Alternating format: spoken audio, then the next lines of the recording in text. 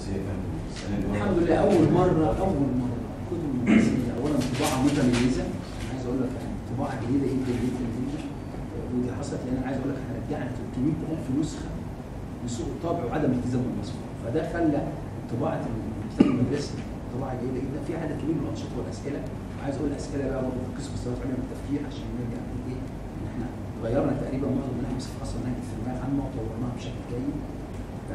الكتب 70% منها وصل للمديريات وعلى وشك بالظبط وعلى وشك ان احنا ننهيها، والاول مره ان شاء الله باذن الله قبل بدايه العام الدراسي الاسبوع تكون جميع الكتب الدراسيه في المدارس. ودي اول مره يعني بتحصل، الحمد لله احنا شغالين عليها بشكل كويس.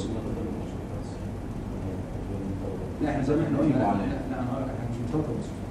قدامنا احنا بنقول بالنسبه للمدارس الحكوميه احنا ما بنطلبش ابدا استلام الكتب بالمصروف، لكن هتشوف آلية للحصول على المصروفات، لان طبعا عايز اقول نسبه كبيره جدا جدا ما بتدفعش المصروفات مع قلتها 40 جنيه و20 جنيه ده رقم قليل جدا.